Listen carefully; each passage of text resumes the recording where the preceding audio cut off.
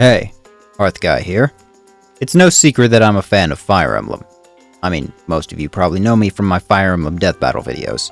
I have a lot of fond memories from the franchise, although ask anyone what they know of the games and 9 times out of 10 they'll say something about the Upside Down Boy and the 2 war criminals. Even now, you can't go 5 minutes on or around Fire Emblem without stumbling into a flame war.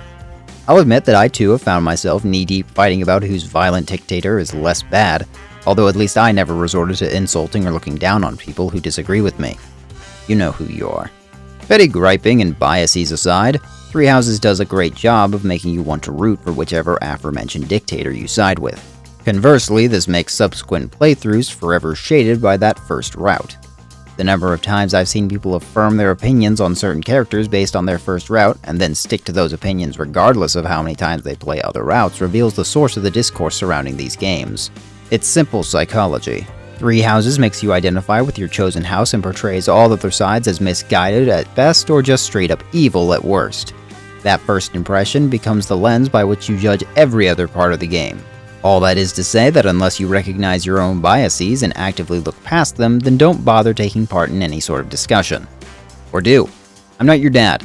Form your own opinions rather than letting someone shout propaganda at you. Speaking of propaganda, the impetus of this whole preamble is the central argument posed by the video title. The Black Eagles, the Adrestian Empire, the Edelgard's Simp Club. Whatever you call the Red Team, it's them and their leader Edelgard that are the driving force for the plot. The church loaded the gun, the mole men aimed it, but no one can reasonably argue that Edelgard wasn't the one who pulled the trigger. She could have chosen peace. Hopes demonstrates that. But then we wouldn't have had a plot. Either way, violent revolution is the road she chose, and as the title suggests, I don't think it's a war she can win.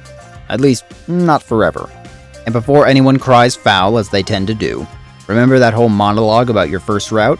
Well, my first house was the Black Eagles, though it got more interesting from Chapter 11. See, instead of siding with Edelgard, I chose the church.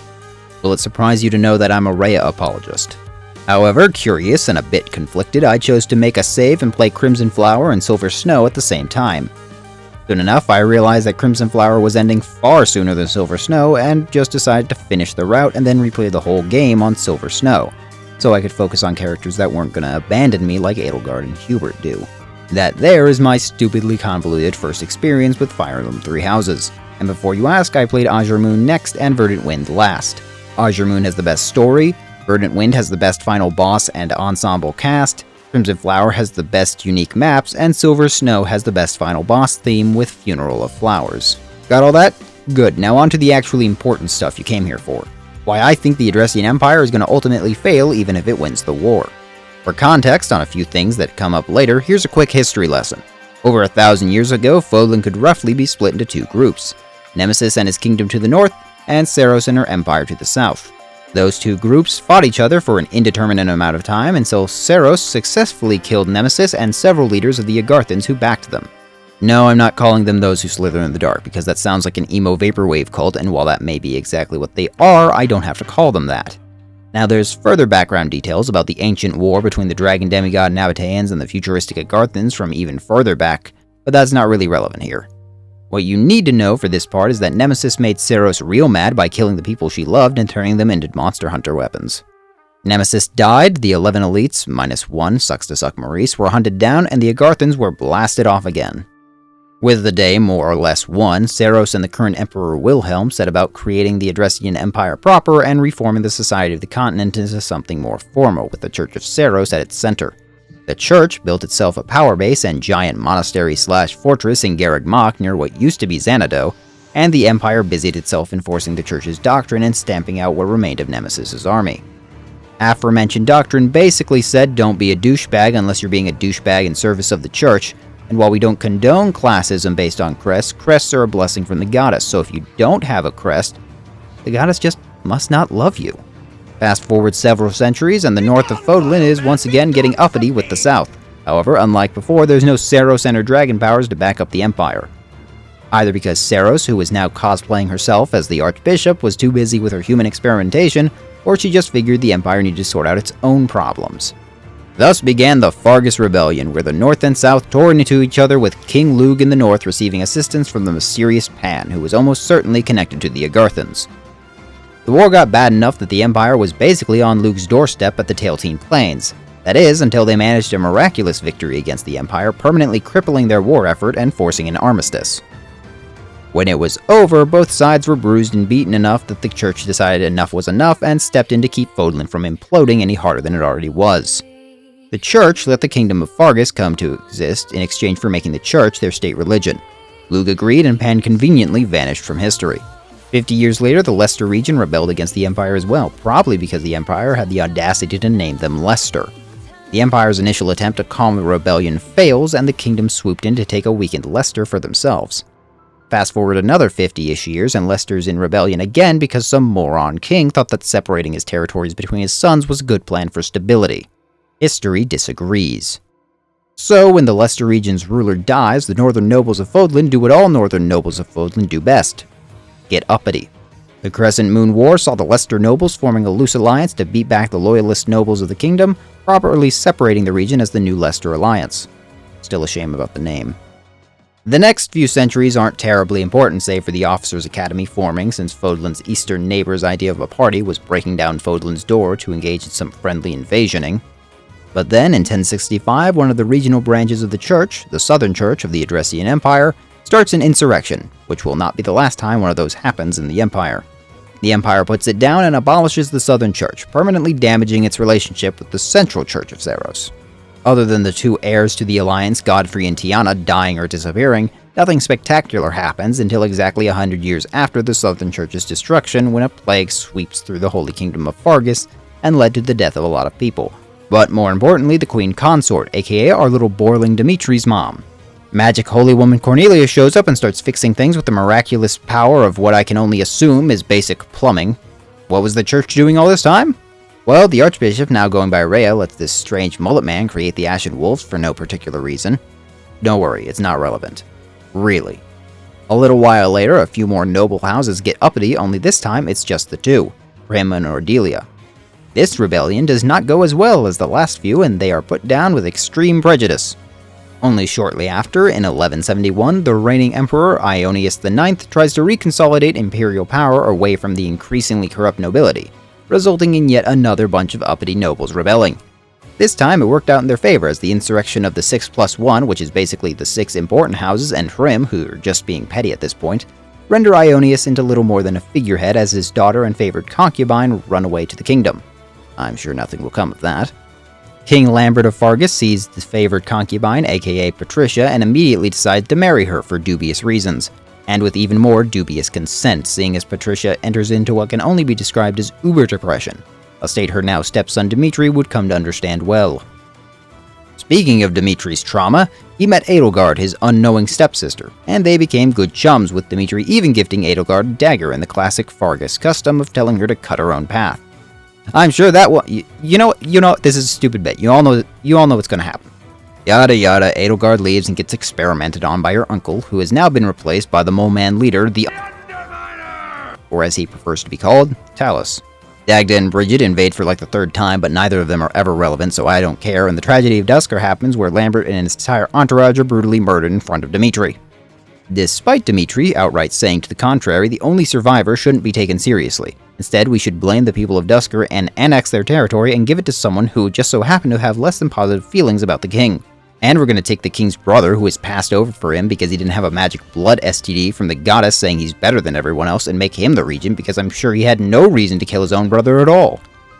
I'm just going to say it, the kingdom is full of idiots. And what was the Central Church doing all this time? Oh, they were just killing this random guy named Kristoff for supposedly being a part of it, and it has nothing to do with his affiliation to the notoriously anti-Central Church Western Church. Trust us, guys. Our source is Dragon Pope.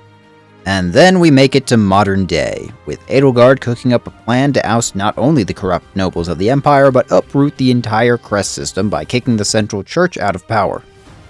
Since those plans aligned with the Underminer and his crew, and because they were so deeply ingrained in the Empire by then, Edelgard agrees to work with them, particularly since she sees the church as the bigger, or at least more difficult problem to get rid of. The Mole Man could wait until she had total continental control, but she wasn't wasting resources on getting rid of them when they could just as easily work out for her. Of course, as we see in Three Hopes, when given the opportunity, she's more than happy to use the church to do the same thing back at the Goths. Edelgard's initial plan was to get her own agent, Yuritsa, in as a teacher in the Officers' Academy, and then use him as a pawn. Perhaps even for the same reason she brings Byleth along in Crimson Flower, to have them crown her as Emperor since it traditionally requires a representative of the Church to oversee it. Then, based on what we can surmise, she would continue working as the Flame Emperor in the background to shore up her forces and gather support from the important nobles of the Empire.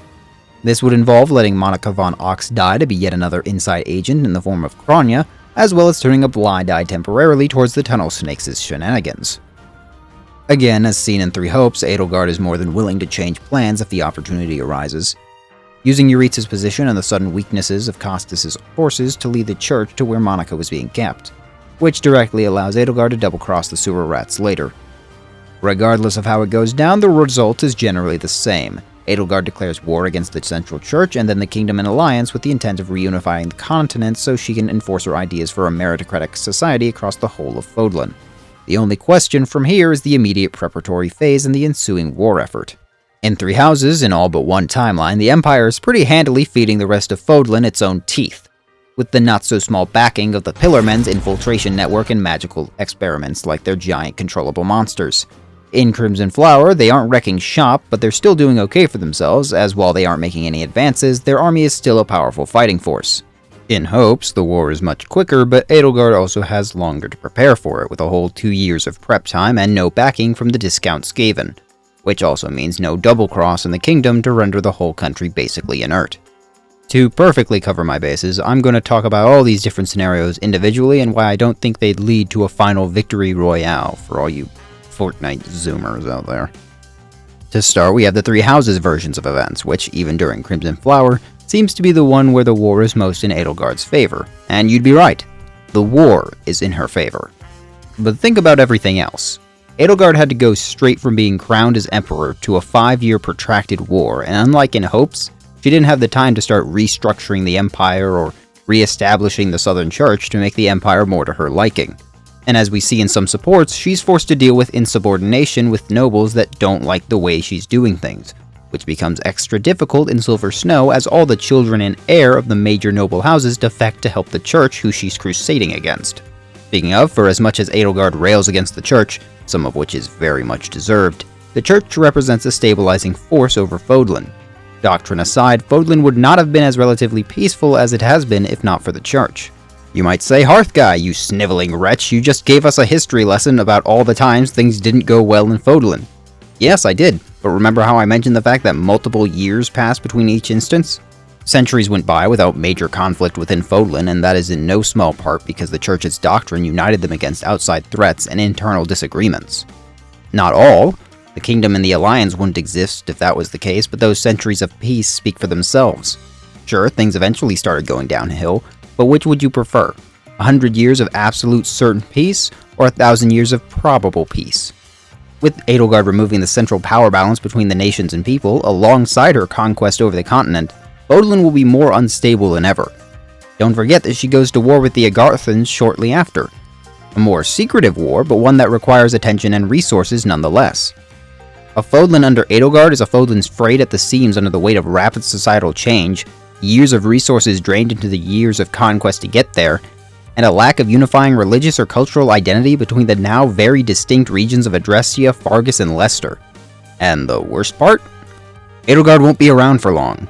Besides her implicit desire to step aside so an appointed replacement can take the job, she also likely isn't long for this world due to the strain of 2 crests on her body, the same problem that Lysithea faces. However, Lysithea is not the one who conquered a freaking continent. The weight of all these problems are going to be left on the shoulders of whatever poor sap gets left to carry on once Edelgard either steps aside or dies, whichever comes first. These problems only exacerbate themselves across the different routes. In Ajramoon, the Empire is dead in the water the moment Claude rejoins the middle school nerd-named Alliance back into the Kingdom, combining both the Resources Army and the Alliance's far larger money reserves. In Verdant Wind, she's doing somewhat better until the Almirans get brought in and take the Empire's largest fortress, and then the Mole Men blow it up. Congrats, the Alliance don't have it anymore, but they also have one less obstacle between them and Edelgard. Silver Snow is arguably where Edelgard is the worst off in the original game, since all the major nobles or their heirs defected to join the Church. They may call it the Resistance Army, but Silver Snow is essentially an imperial civil war with the Church's involvement. In this scenario, not only is Edelgard fighting off the Kingdom and Alliance, but but she's fighting her own people that are in open rebellion. Crimson Flower might be the best for Edelgard in the long run since she has Byleth and her mountain-destroying sword on her side, but their war to take the kingdom leaves many dead and the capital burnt to the ground. Regardless of who started it, Edelgard's the one who has to fix it afterwards, all while no doubt grappling with any number of insurgents of the older values that pop up across the historically rebellion-ridden north. And unlike Dragon Dumbledore, Edelgard won't be around forever to keep an eye on it. Moving on to Three Hopes, Edelgard is actually doing a bit better in the long run, although on the other hand she's doing far worse on the war front. She's had time to restructure the Empire, establish the Southern Church, and prepare her army and economy for a long war. When the dust settles, she'll no doubt be doing real well for herself if she can actually win. This time, rather than having the underground disco enthusiasts on her side, she's already kicked them out of the Empire and is relying solely on Imperial manpower, something she wouldn't be able to do without those 2 years of preparation. Crimson Flower shows that she was wholly unprepared for the full power of Rhea's dragon form when she wasn't using the beasts of the Agarthans, which is what results in Rhea's escape and Byleth's 5-year Yamcha nap. Meanwhile, in Hopes, and in particular Scarlet Blaze and Golden Wildfire, the Empire starts off with a strong foot forward, but is quickly forced into repeatedly juggling 2 war fronts, which is a major mistake. Take it from my perspective. When I play strategy games, I prefer to tackle a problem one at a time. You want a couple territories? Rather than trying to take on 2 enemies at once, focus on the easier problem first so you'll have more legroom to work with once you need to handle the bigger problem. Edelgard instead makes the decision to target everyone at the same time, and rather than pushing back all at once, she's forced to play catch-up across the whole continent during the first half of the war. Edelgard eventually realizes this and pulls back, formulating an alliance with, well, the Alliance, in order to get rid of the Central Church, which both her and Claude dislike. With the Alliance backing her up, she's doing far better on the war front until she has to fight a civil war just as she's pressing into the kingdom, and the dark magic wizard gang start causing chaos on the literal opposite side of the country from where they need to be. In short, Edelgard is putting out 2 other fires while the one she started is still burning. But luckily for her, she has one Count Leopold surrendering his cringe von Bergleys to carry the northern front, which is roughly 1/10 of his share of the weight of the entire game, which is perched on his shoulders at all times. And in case you're wondering, the rest of the weight is shared between Hulst's mere existence and Hanneman's mustache. Back to a less important topic, you might be noticing a trend to the Empire and by extension Edelgard overextending to the point of exhaustion. And congratulations, you just detected the #1 reason any large-scale invasion fails. Overextension and exhaustion of both people and resources, which the Empire suffers from explicitly in Scarlet Blaze. Having folks like Byleth and Shez may make a battle easy, but if your army is spread too thin, I don't care what kind of anime superforms or stand powers you can pull out of the ether. The common soldier can't blow up mountains. In all fairness to Edelgard, that alliance solved half the problem, but she didn't exactly ingratiate herself in the process, and all it takes is a vengeful Byleth to convince Claude to stab Edelgard in the back before she could tell Hubert to do the same to him. This says less about how persuasive Byleth is or how treacherous Claude is, and more about how little trust actually exists between the 2 nations. Hubert says as much in Golden Wildfire that said alliance is just a precursor to annexing the Leicester region. Obviously, Claude turning on Edelgard makes every problem I mentioned before worse, but under these circumstances it also creates a new one. See, during the ending of Scarlet Blaze, Rhea supposedly dies and the Central Church is left leaderless and without most of its power. So, Claude's primary motivation for siding with the Empire or going to war at all, along with any chance of reconciliation, dies with the Dragon Pope, assuming Claude survives Aelel at least. I think even Hubert would appreciate that irony. Sure, the Central Church still exists, but it technically does at the end of Golden Wildfire too, but it's so depreciated without Rhea, Sedith, or any of their leading knights that it's not even a factor anymore. Even should Claude stay loyal in the other version of Scarlet Blaze, he makes it clear across the other routes that total Imperial domination is not on his to-do list, and any alliance he makes is temporary, as seen in other routes. Meaning that even if the Empire wants peaceful annexation, another war is what they're gonna get. Again, fair is fair, Edelgard is ready for a long war, but yet another war while the kingdom, church, imperial nobles, and the cult of dubstep are only recently defeated is a recipe for unrest and rebellion if Crusader Kings has taught me anything. Golden Wildfire has a similar problem, since Claude's end goal is to force peace by removing the Central Church, to guilt-trip Edelgard and the Empire into backing off the kingdom, a solution Dimitri actually goes for when he chooses to defend his southern border rather than the Church. In that case, the Empire loses all moral authority, because now if they keep the war going, they're the instigators. I mean, they were already the instigators, but the common person just saw it as them being the good guys and beating back the evil Church. Good luck convincing your populace that you're the good guys when the primary enemy you set up as the be-all end-all of problems is gone already, Edelgard. Not to mention, if she does start the fighting back up again, Lester's gonna see her as the bad guy and side against her again, so she'll be back to square one. Looks like Claude the Master Tactician earned that name for once in his life. This is why Golden Wildfire is the best route. I'm not even going to touch Azure Gleam. Yes, obviously the route where Edelgard gets mind broken and the Empire is taken over by the Pillsbury Doughboy and the Techno Nightcore nerds is bad for the Empire. I'd argue it's bad for all Fodlan, since Claude is now seized to not only take his fair share of the Empire once the war is over, but to pick up right where Edelgard left off and declare war on the Central Church. Glad to see everyone's object permanence is working. Alright, because I want to be sure we're all on the same page, let's consider one last possible scenario. The zero divine input scenario, where neither Byleth or Shez are present. The war still starts, Edelgard still attacks, but neither Byleth or Shez are around to Superman punch the scales towards whatever side they happen to be on. Just so any of you doubters think that Edelgard has this in the bag, or is doomed to fail because either of them. Assuming everything goes as it does in Three Houses, because that's what makes sense, without Shez, Costas wouldn't die and his gang wouldn't be followed to where Monica would be saved, and Solon wouldn't be outed. Of course, by a similar logic, if Byleth wasn't there, there's a solid chance Edelgard would be killed by Costas due to her own plan, but let's assume she didn't do the funniest thing in possible Fire Emblem history and accidentally arrange her own assassination. Also, I'm just going to assume Geralt isn't present either, for simplicity's sake. Yuritsa probably takes over as the Black Eagles professor, the infiltration into Seros' tomb goes very different as no one is around to pick up the sword. Yuritsa could very well get away with kidnapping Flayn, and she's possibly just dead in this timeline. Sucks to be Seteth. Bronya probably wouldn't be caught, and with no fight in the Sealed Forest or awakening Byleth, that means no attack in the Holy Tomb. In essence, Edelgard gets all the time in the world to plan for her schemes until after the school year is over, when she launches the attack as planned with the experimental monsters on her side. With no trustworthy successor like Byleth, Rhea might just dip from the battle entirely when things go bad like in Hopes, or she gets caught and the church scrambles. If it's the latter, then Dimitri doesn't go crazy since Edelgard's scheming was kept under wraps far better, and he has no reason to suspect her of the tragedy, so no accusing him of murder like in the other routes. If they attempt the same uprising as before, then the kingdom has a semi-sane prince to rally behind, and Hopes gives us a pretty good idea of how easily the kingdom can fight off an empire that is fighting at two fronts. If it's the former, where Rhea gets away, then everything is essentially the same as in Crimson Flower, except that stalemate is likely not going anywhere. At best, Edelgard is in for the long haul with a war of attrition on a massive scale. At worst, she now has a very galvanized, very angry kingdom, and an alliance that has no reason to trust her, especially when this version of Claude spent more time at the monastery and is probably more open to trusting church folk. Is this all conjecture? Sure, but you get my point.